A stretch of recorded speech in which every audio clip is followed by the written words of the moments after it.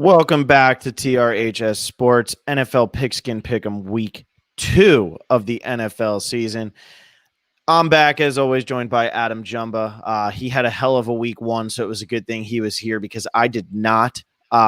Cincinnati, that was a touchdown. AJ Green didn't touch him. I don't care what anybody says. San Francisco, how do you lose that game to Arizona?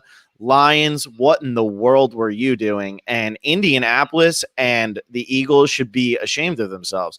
I don't regret any of my bets except for Atlanta. And I went 9-7. You went 12-4.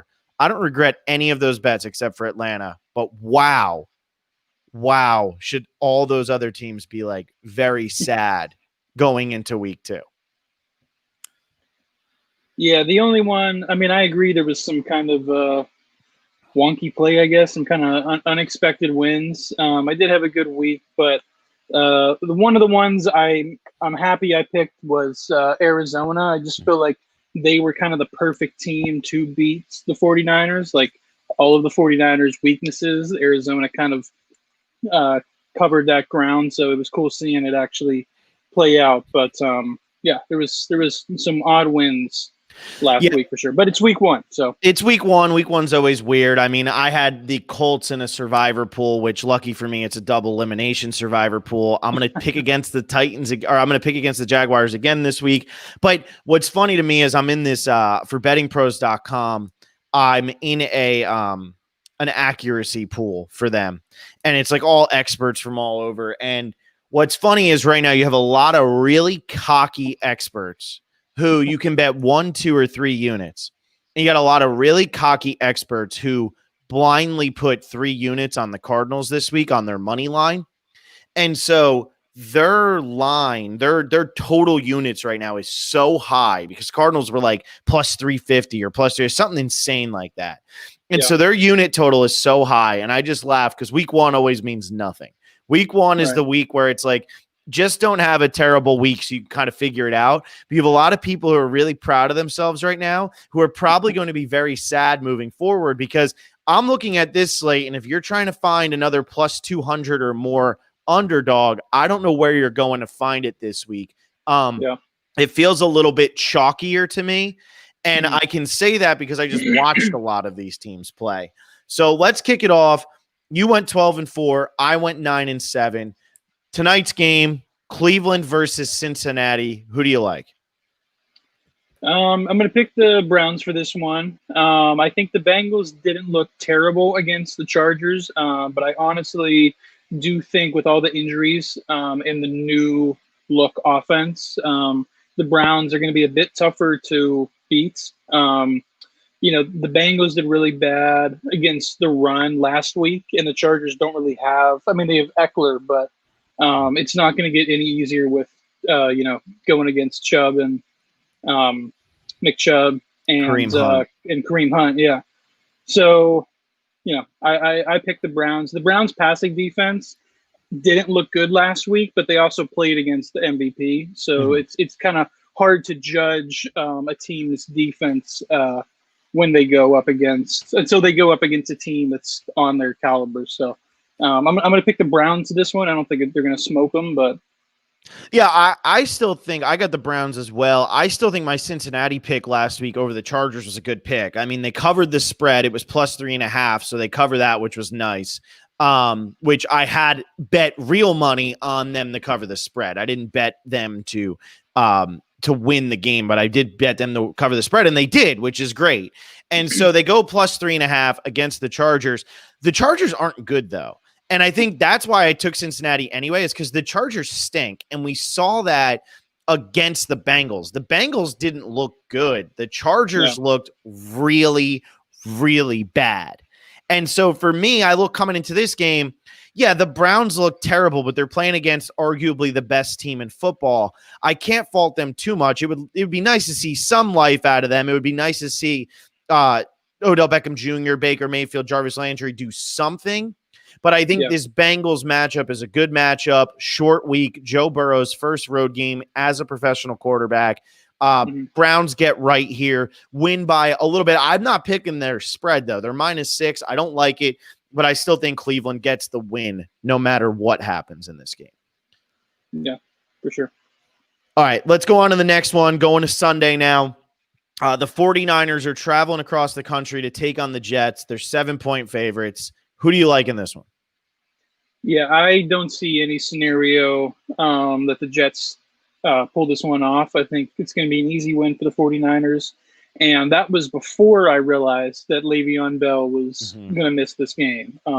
Not that he's a huge playmaker, but he's clearly their best offensive weapon. So the fact that he's also gone, I just think the Jets have a terrible offensive line. So the 49ers pass rush, which is one of the best in the league, is going to capitalize on that. The 49ers lost last week because they couldn't stop Murray on the run, and they had a big target like D-Hop in the open field. And the Jets have neither of those things. They have a slow quarterback, and, they lost Robbie Anderson. So they have Jamison Crowder and Frank Gore is running the ball, which as a Miami guy, I love Frank Gore. Give me Frank Gore all day, every day. Yeah. But the fact of the matter is Frank Gore is 5 years old or something like that, maybe even older. And he's running the football for a professional football team against one of the best defenses in the league. I don't see how the Jets score in this game. One of the bets. What did you say? Frank's 37. 37. There you go. I don't see how the Jets score in this game, though. The over-under is at 42.5. Maybe the Niners cover that by themselves, but where are the Jets getting more than 10 points in this game? And you got to think the 49ers are going to score at least 3 touchdowns against that garbage defense. Yeah, for sure. Yeah. San Fran's an easy bet here, even traveling across country. Go to the next one. I'm going to give a quick warning to anybody who wants to bet spreads here. We got the Lions taking on the Packers. Vegas wants you to bet the Packers. Okay, I'm just saying that to everybody right now. They want you to bet the Packers -6. The Lions are 6-0 in their last 6 games against the Packers against the spread. Because Vegas knows that the Packers are a public team and everybody knows the Lions stink every year. I'm telling you, do not take the Packers -6. I'm not telling you to take the Lions +6, but I'm telling you don't take the Packers -6. Adam, who do you like in this game? I'm going to go with the Packers. I think the Packers' offensive weapons are underrated with Alan Lazard and Otis Stadling, whatever his name is. I think a lot of people don't realize just how good their offense is. And I'm glad that was shown last week. The Lions' pass coverage last week was really bad against the Bears, which is a worse team on the passing game. Adrian Peterson did look great, and surprisingly, and the Packers, one thing they struggled with last week was stopping the Bears' running game. So if there's a way for the Lions to win, it would be Adrian Peterson having another big game and capitalizing on the Packers' weak rushing defense. But I don't think it's going to be enough. I'm going to go with the Packers for this one. Yeah, I have the Packers too, but I have to correct you on one thing. The Lions' pass defense wasn't bad until the fourth quarter. They played great all game, and actually their offense looked great too. They didn't have Kenny Golladay, who's their number 1 receiver, and they didn't have him and still look pretty good. This is, though, exactly what you just said is why I'm saying do not take the Packers point spread. Take the Packers to win. I think they win this game, but I would stay away from this game on all bets and just use this if you have to do a pigskin pick 'em like we're doing. But Vegas knows that the weakness for the Packers is their run defense. Lions are going to try to run the ball. DeAndre Swift dropped a touchdown last week that would have won the Lions the game. People are looking at the collapse, not the fact that they should have still ended up winning. Adrian Peterson looked good. Golladay might be back. You got Marvin Jones Jr. Lions have covered 6 straight games against the Packers, and one of those games they covered, their starting quarterback was Jeff Driscoll. So it's just something to keep in mind as you're looking at this game coming up. I think the Packers get it done, but I also think the Packers exposed a weak Vikings defense. Not that the Packers offense was actually as good. But we'll talk about that later. But yeah, I like the Packers to win this game as well. So we're all on the same page moving forward. Don't expect that to change here unless you really shock me. Bills, Dolphins, who you got? Bills, probably the easiest pick of the week. Maybe the 49ers being the Jets is a little bit easier, but Alan Diggs looked great right off the bat. Bills had a good passing game. the Dolphins' run defense is pretty horrible, and I think the Bills can capitalize, especially because Josh Allen is very underrated as a running quarterback. He's not like super fast and agile, but somehow still manages to get like 30, 40 rushing yards a lot of games. The Dolphins ran the ball, I wrote this down, 27 times last week and only had 87 yards. Fitzpatrick looked bad last week, and he's facing an even tougher, well, I wouldn't say an even tougher passing defense. I think the Bills and the Patriots might be the two best secondaries in the league, so it's not going to get any easier. I think I'm all in on the Bills for this one for sure. Yeah, the Bills are the easiest one for sure. Yeah. I mean, 100% easiest by far. I think what is going missed here is that the Dolphins just gave up 75 rushing yards to Cam Newton, and Josh Allen is the same type of quarterback as Cam Newton. Better arm than Newton, but that's because of Newton's shoulder injury. But running quarterback who can pass, beat you on the run, all of that. And the Bills' defense is so good. They're way better than the Patriots' defense, in my opinion. And you look at what Ryan Fitzpatrick just did, I feel like the way the schedule is set up, we're going to see Tua Tagovailoa by week 4. Yeah. And because of that, I got the Bills killing the Dolphins in this game. I think they kill them. For sure. All right. Next game, Bucs taking on the Panthers. Panthers are going to the Bucs. Bucs are favored by 9.5. Tom Brady didn't look great his first game. Lost 34-23. Chris Godwin's in concussion protocol. Very random because he didn't have any issues.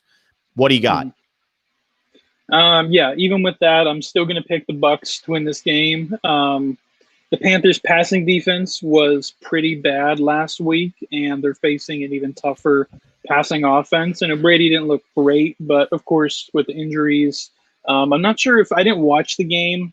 We were doing our kickoff show, but I'm not sure how much Mike Evans played, but I believe I read that his workload, I guess, is going to increase this week, which is going to help. Gronk had to shake off some rust. I think the Bucs had a lot of great parts. It's just I think they need a little bit of time to come together. The Panthers may have the worst pass rush in the entire league, which means Brady should have a lot of time to throw the ball, and you can't give Tom Brady time to throw the ball.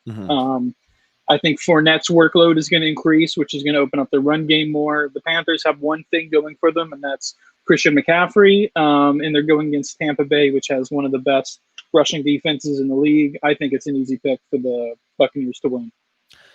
Yeah, Bucs are easy. But Panthers are the worst team in football until they win a game, as far as I'm concerned. So I think the Bucs win this one easy. Total agreement.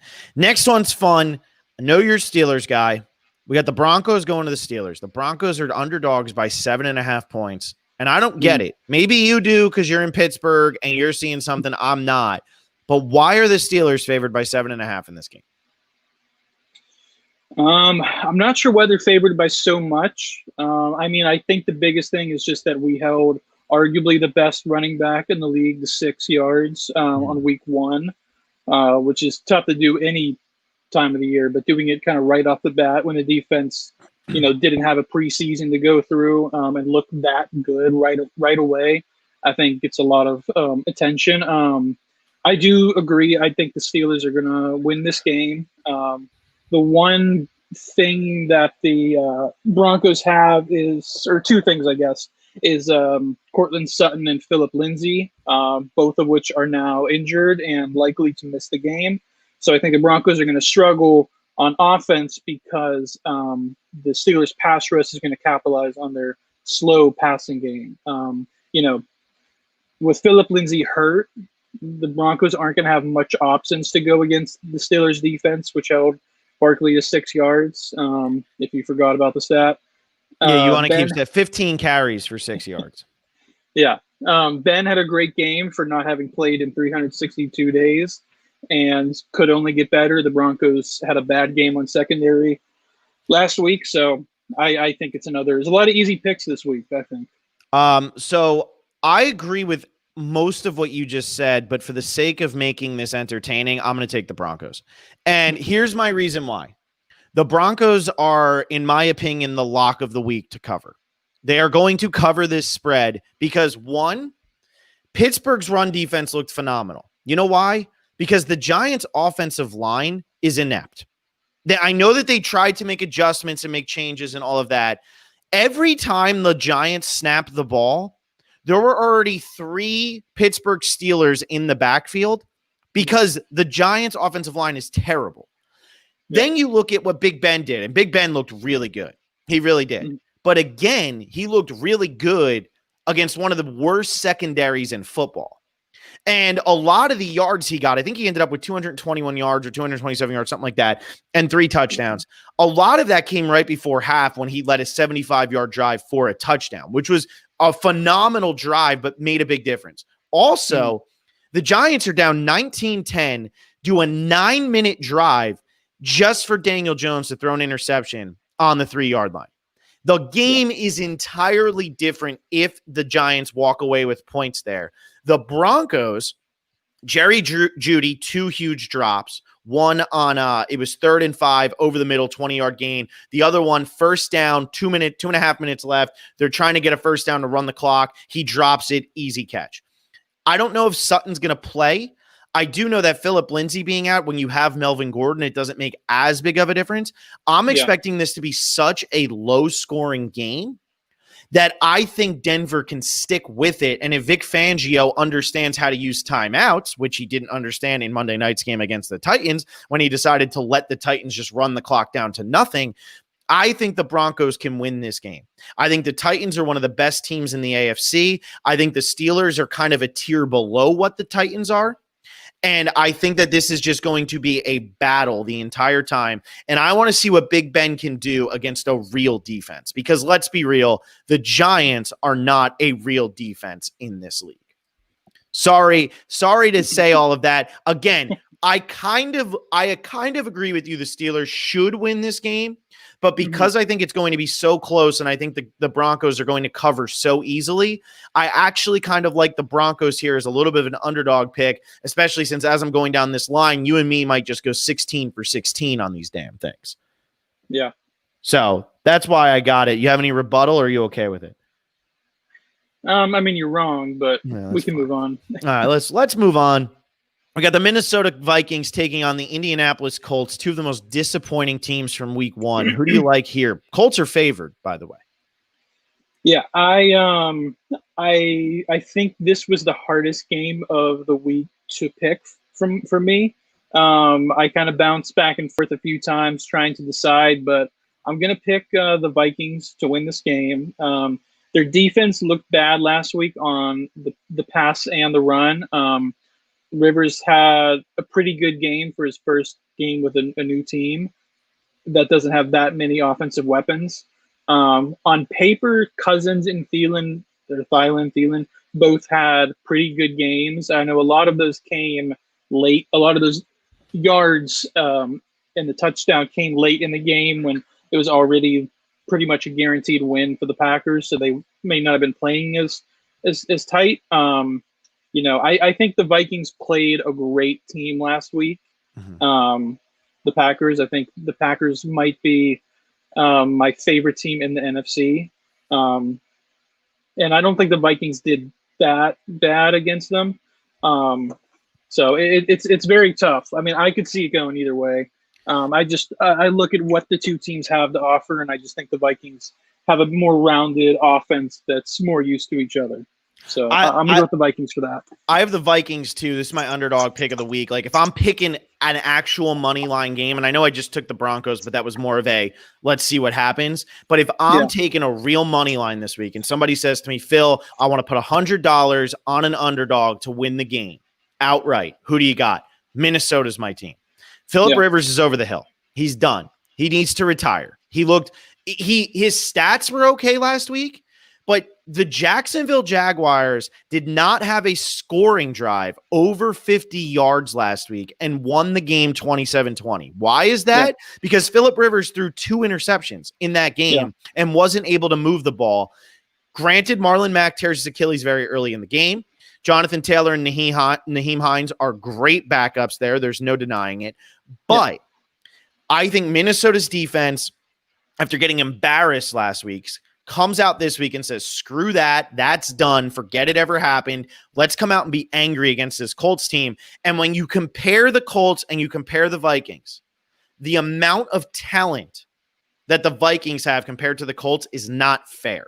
The Vikings are so much better of a team than the Colts are. And yes, the Colts defense could be a strength in this game for sure. And it could slow down the Vikings offense. Kirk Cousins is so all over the place. You know, he's Dr. Jekyll, Mr. Hyde. You don't know what you're going to get. But when you watch this happen, I do not understand. I thought this would have been a pick'em. And I know it's in Indianapolis, but are all 400 fans going to be going nuts in this game? Like, I don't understand why this is the way it is. So I'm with you. I got Minnesota. They were the favorites to win the NFC North. Let's not overreact to week one, people. It's week one. There was no preseason, shorter training camp, whatever it was. Let's not overreact. I like the Vikings in this game, and I would pick them outright as a money line underdog. Yeah, for sure. Moving on to the next one, we got the LA Rams taking on the Philadelphia Eagles. Rams are currently favored by 1. I've seen it as a pick 'em on a lot of sites. Rams coming off the big Sunday night win over the Dallas Cowboys. Eagles coming off getting embarrassed by the Washington football team. Who do you got?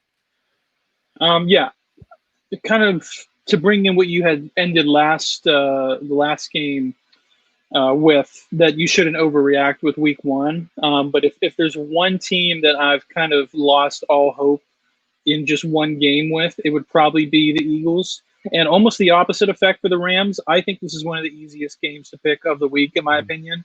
I think the Rams are going to blow them out. The Eagles have big shock injuries on offense already. The Eagles allowed 8 sacks last week against the Washington football team, and now they play Aaron Donald, Leonard Floyd, and Michael Brockers. I don't think I could see the Eagles getting 3 points this game. I got the Rams too.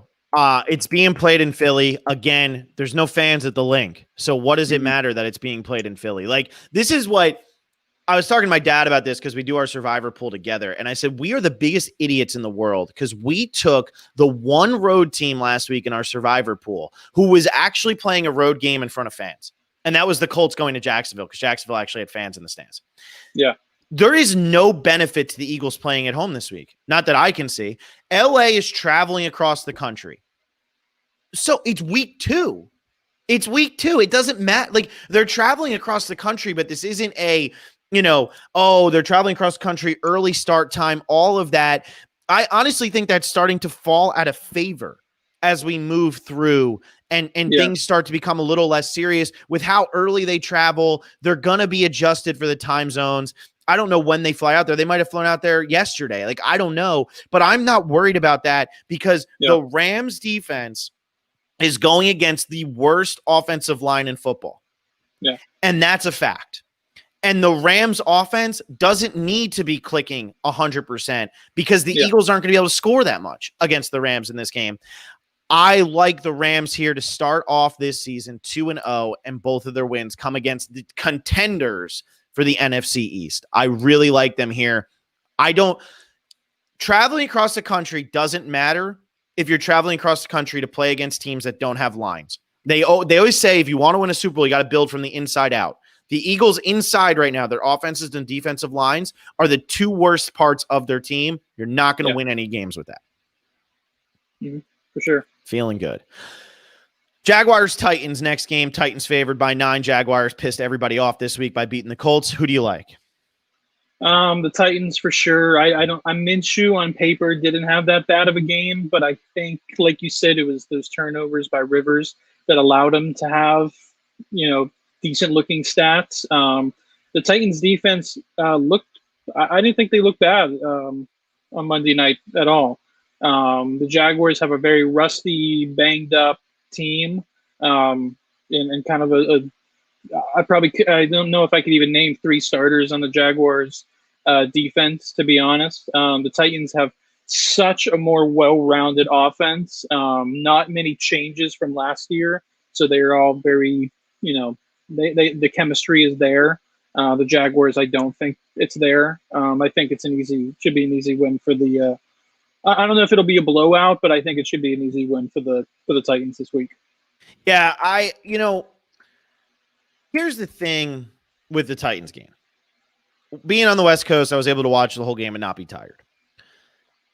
Steven Gostkowski left 10 points on the board. Yeah. And they still won a road game in altitude, tough game to win. Gardner Minshew went 19 of 20 in that game against the Colts, and they won by 7. They almost lost that game anyway. And Gardner Minshew threw 1 incompletion. That's insane. The way I look at it is the Jaguars got lucky, and so did the Titans, but the Titans got lucky by playing bad. The Jaguars got lucky by playing good. When things level, Titans are going to crush them. Yeah. Easy Titans here. All right. Atlanta Falcons going to Dallas to take on the Cowboys. I had taken Atlanta last week. Didn't work out. Neither one of us was stupid enough to take the Dallas Cowboys. Who do you like in this one? I wanted to try to do at least one upset this week, and I think if you maybe you can consider the Vikings to be an upset against the Colts. But if I had to do one this week, I'm going to go with the Falcons with this one. At first, I had picked the Cowboys. They had a decent amount of pressure against the Rams. Atlanta has a good pass rush. I think it's one of the most underrated pass rushes in the league. Their secondary, of course, the Falcons' secondary, of course, was horrible. I don't think that their passing threat is going to be as tough. Obviously, you'd rather play Dak than Russell, in my opinion, at least. The Falcons were good at stopping the run. That was the one, defensive bright light was that, they didn't allow the Seahawks to capitalize too much in the run game, which could be a problem for Elliott. Maybe he's good enough to overcome it. Saquon Barkley for sure wasn't able to overcome it against the Pittsburgh Steelers this last week. The Cowboys, of course, lost. And I think this is the difference maker in my mind is, in my opinion, the Cowboys' 2 biggest defensive players are Van Der Esch and Sean Lee. And of course, they are now both injured. They're the 2 staples of their defense, the 2 captains. And I think the Falcons also figured out how to work Gurley in their offense quicker than a lot of people expected. I know he got that nice touchdown. I think his workload is going to increase because they're starting to trust him a bit more as that game went on. Matt Ryan and Julio had a great game. I don't think their connection is going to get any worse. So I think it'll be close, but I'm going to pick the Falcons for this one. I'm liking that I took the Broncos because otherwise I think we would have picked every game the exact same because I also like the Falcons in this game. The Cowboys are so overrated. They're so annoying because it's exactly what I just talked about with the Packers. Vegas is sitting there pointing at all of the bettors going, ha ha, you're going to take the Packers. And that's what they're doing because they put the line out at -6 under a touchdown. It's under the key number and all the bettors are sprinting out there. Let me get this in before it hits the key number. They know it's going to be a field goal game because it's the Lions and the Packers. And in the last 3 years, that's what it's always been. We come into this week. We come to this game. We get Atlanta versus the Cowboys. Everybody watches Atlanta get blown out at home. Everybody watches the Cowboys lose because they got screwed on national television. It was because of the push-off and the pass interference. All right, well, maybe Mike McCarthy should kick a field goal down 20-14 with 14 minutes left in the game. I don't know. What am I? I'm not a head coach. I don't know what I'm talking about. The difference between Jason Garrett and Mike McCarthy is their name. That is the only difference between the two of them. They are both bad head coaches. That's how I look at it. Mike McCarthy won 1 Super Bowl with Aaron Rodgers and essentially made Aaron Rodgers want to stop playing football. Mike McCarthy is not the answer. The Falcons, on the other hand, went 6-2 in their last 8 games last year to save their head coach's job.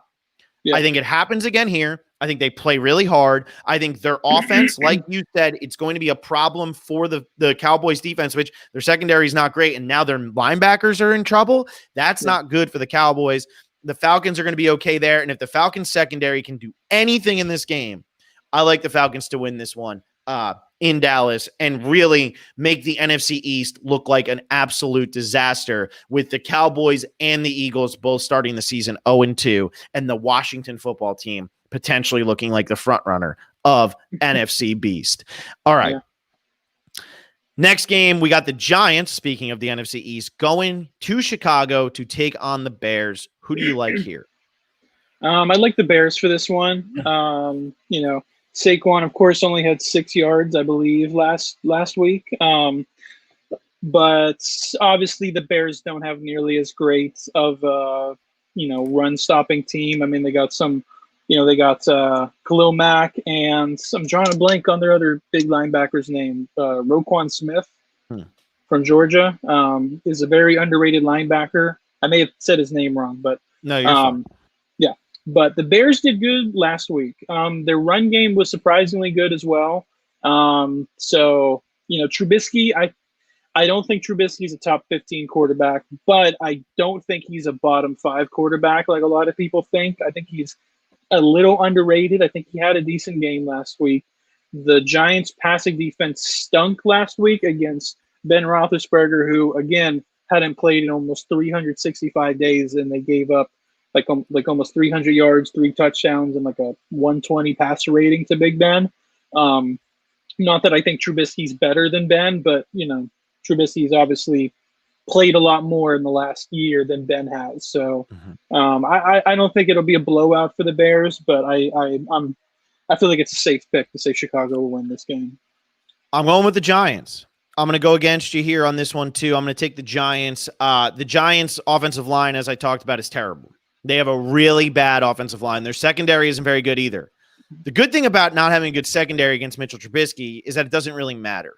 And again, until the fourth quarter of last week, he looked terrible against the Lions. Yeah. And the Lions also don't have a very good secondary. Remember, Big Play Slay does not play for them anymore.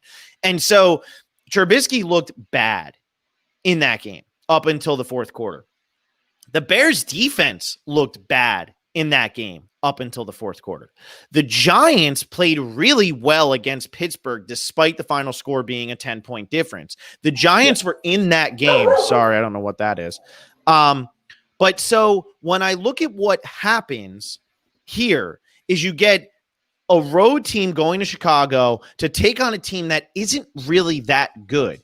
And in these games where it can be close, and the Giants can keep this one really, really close against the Bears, I'm going to take a little bit of a chance and take the Giants and take Daniel Jones and Saquon Barkley and Darius Slayton, who looked amazing in that game. Yeah. And I don't know if Golden Tate's coming back, but if Golden Tate comes back, there's a lot of weapons for that Giants offense. And I saw the Lions without Kenny Golladay make the Bears defense look okay.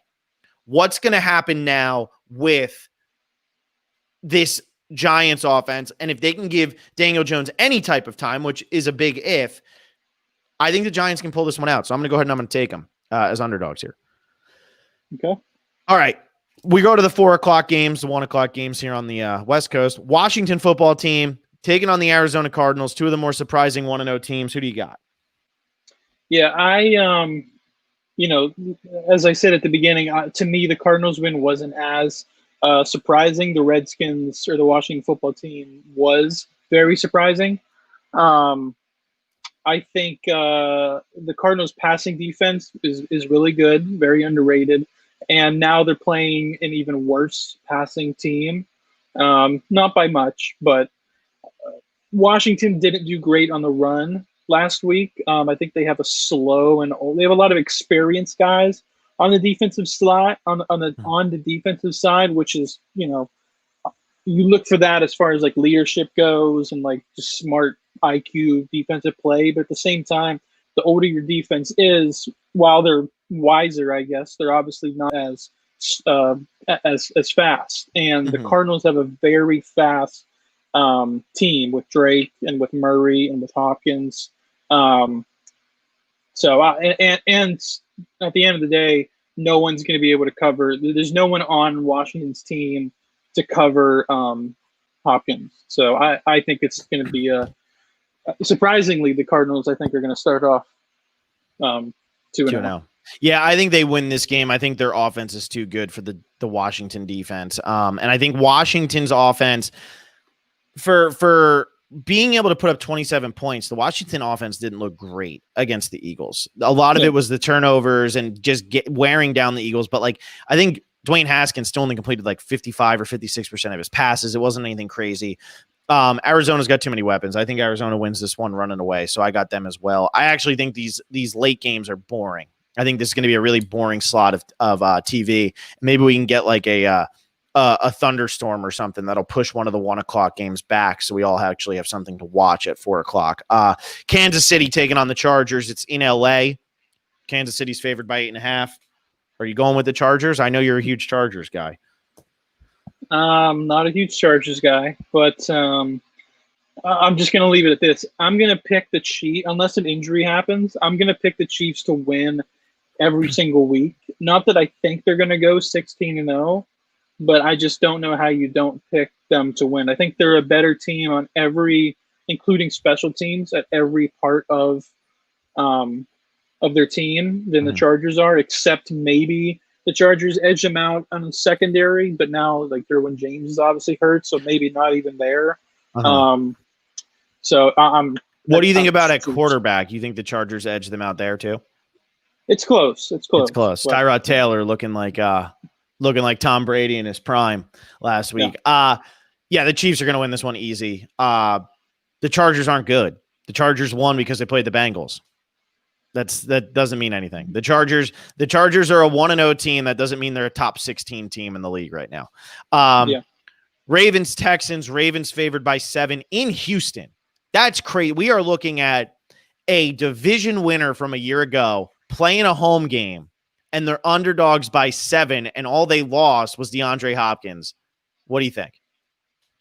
I mean, I don't think it's going to be a blowout win for the Ravens, but I do think they're going to win. The one thing the Texans have last week that worked was they look good in the passing game despite, not having Hopkins. But the Ravens have, I think, a top 5 passing defense. So I don't think the Texans is going to be that big of a problem. I don't think Watson looked good last week. No, I'm also not a big Watson fan. I never really have thought that he was that good of a quarterback. I don't think he's top 10, in my opinion. And I think last week he did even worse than I expected him to do. And I think the Ravens team is pretty, when you look at all around what they have to offer, I think they're a pretty similar team to the Chiefs. I think, they have a speedy receiver, a bunch of different weapons at running back. And the Ravens have a running back that can also run. Not that Mahomes can't, but obviously Lamar, could potentially be the greatest running quarterback ever. So I think it's an easy win for the Ravens. Yeah, it's kind of funny because I don't think I've ever taken a road favorite playing against anybody other than like the Jets when they're bad or the Browns at 7 points. And I like the Ravens to not just win, but cover. I like them to beat them bad because a lot of what Watson did last week on Thursday Night Football was after they were already getting blown out. They were getting killed by the Chiefs, and then he was able to start stat padding. And then that made the game look closer than it really was. They were getting killed.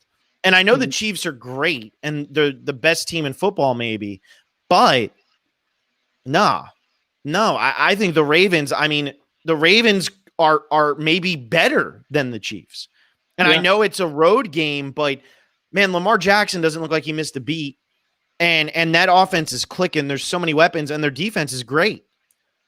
I think they beat them bad. Mark Andrews look really great too. Yeah. I think that the Texans are going to struggle offensively and defensively this year. And I wouldn't be surprised if they end up being a 5-11, 6-10 team, kind of like what happened with the Chargers last year after they went to the playoffs and won a game. And then the next year they go 5-11 when everybody thought they were going to be good. Not that everybody thinks the Texans are going to be good this year, but I could see the Texans having a really bad year here. So we're both on Baltimore. All right, now we get into the primetime games. We got the Patriots going to Seattle. Who do you like here? I think this is probably going to be the game of the week. They usually schedule Sunday Night Football to fall under that. I might pick the Seahawks to win every game that they go against a quarterback outside of like the top 10. Because I think the Seahawks are great at run. They have an amazing passing offense. They have a good offensive line. They have a good defensive line. They have great linebackers, probably the best linebacker in the league, a great kicker, a great punter. Like they're just a great all around team. The only thing that they uh, don't really have is they don't have the most stacked secondary. Mhm. So, like I said, anytime that the Seahawks play a quarterback in the top 10, it might cause them some problems. Um, and I don't think Cam is a top 10 quarterback. Mhm. Not saying that if you're at number 10, you're going to beat the Seahawks. If you're number 11, you're going to lose. But I'm kind of just speaking relatively, but, play it by week, obviously. But for this week, I just don't think the Patriots have enough to, beat them. But I do think the matchup between Gilmore and Russell and his weapons is going to be very fun to Fun. watch. Yeah, I got the Seahawks too. I just think Russell Wilson is the difference maker. If this game is close, I take Russell Wilson every time, and I think it's going to be close. So I like the Seahawks to get the win here. Cam was good in week 1, but Cam was going against the Dolphins. Let's see what you do now against a team that's a little bit better when the pressure is really on you to make huge plays because you're losing. Yeah. So that's what I got. I got the Seahawks too. Last game of the week, Saints going to Vegas to open up the stadium that is going to have 0 fans in it. We have no Michael Thomas in this game. So fantasy owners cry. He's not playing. Who do you like? Yeah, even without Thomas, I don't think it's going to be as easy as a victory for the Saints. I mean, the Raiders did look good in week 1, but they played against the worst team in the NFL in that victory. I think the Saints are just so much better as a team. You could argue that like the only thing the Panthers have going is they have the best catching running back in the league, but then the Saints probably have the second best catching running back in the league with Kamara, who now has a contract and is ready to go all in with this team. The Saints looked great last week against a great offense and a great defense in the Bucs. The Raiders did look explosive. Again, they play the Panthers, which might be the worst team in football. I think the worst defense in football now that they lost, their star linebacker Kuechly. I did think the Raiders looked surprisingly really good on the run. And if there's one weakness for the Saints, it's that they did have a little bit of struggle stopping the run last week against the Bucs. So if I were Gruden, I would capitalize and let Josh Jacobs have the most carries he's ever had in his short career. But I just don't see the Saints losing this game. Yeah, I'm going to take the Saints too, but I could see Vegas upsetting them. What scared me about Vegas is how they blew the lead against Carolina. That's what scared me. We're beating them good, and then they blow it, and then that scares me. But when it comes to them playing against New Orleans, even though New Orleans is without Michael Thomas, I think their defense is good enough. I almost feel like this is the Broncos team that won the Super Bowl over the Panthers when Peyton Manning was actually garbage, but the defense was so good.